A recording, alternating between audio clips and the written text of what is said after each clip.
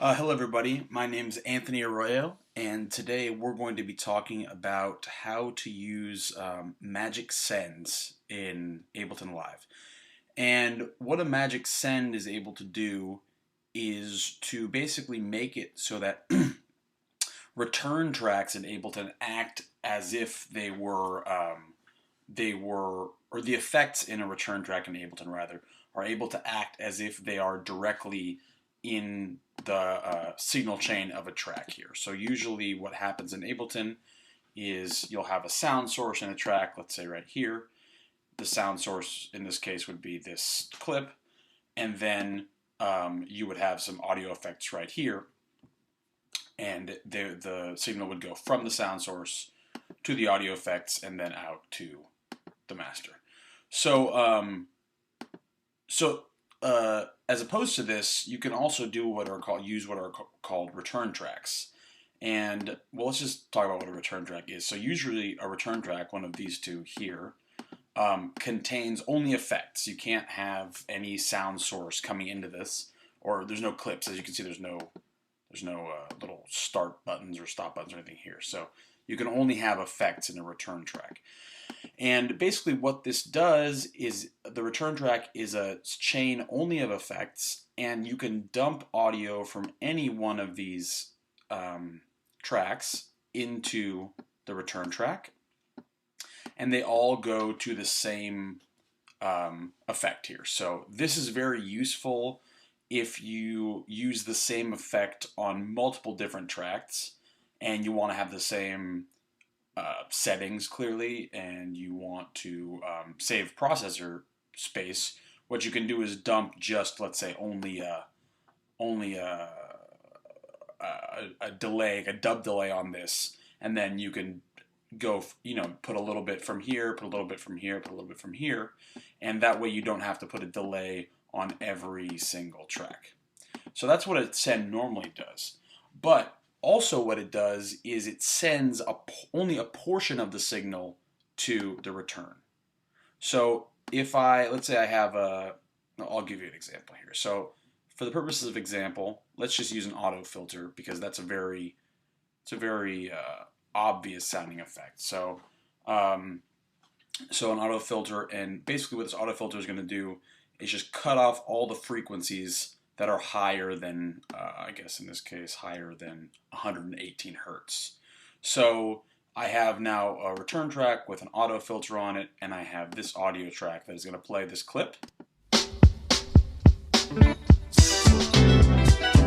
So right now it's clean, no effects whatsoever.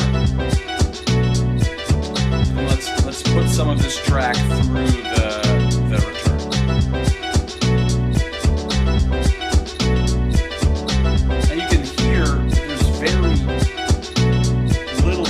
Even though you can see that there's actually audio coming through the return track. And the reason that happens is because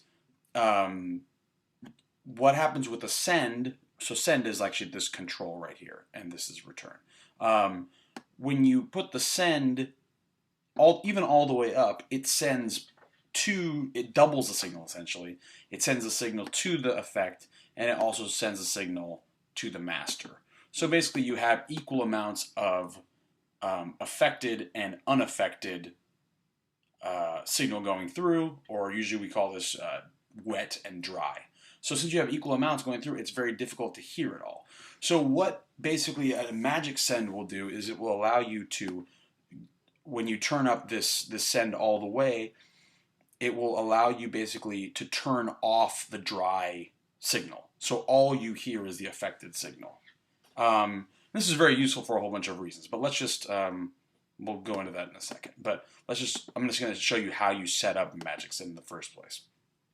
So we're still doing this for the purposes of illustration here. So let's use the auto filter. So the first thing you want to do is put whatever effect is in question, whatever effect you want to use, on the B return, not on the A return, on the B return.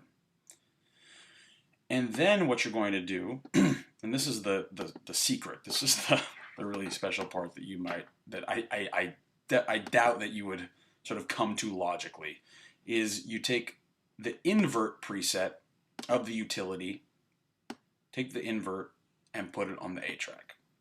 Okay. So, and this preset comes with Ableton. I'm pretty sure all, certainly 8 and 7 have the utility effect. I'm not sure which other editions have it. So, okay, so we have an invert on A, and we have an auto filter on B.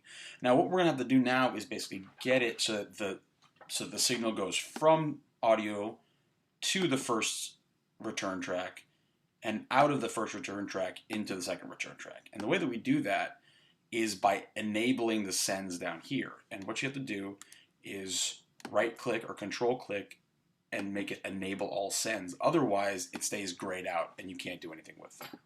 Don't know why they do that, but there it is. And then we're going to turn up the B send all the way. So what that means is basically the audio is going from here into A, it's getting inverted, and then it's going into B. Okay, so from 3 into A into B. Now, if you listen to it, here's what it's going to sound like. So I have it right now. We have no effect whatsoever. It sounds exactly like it did before.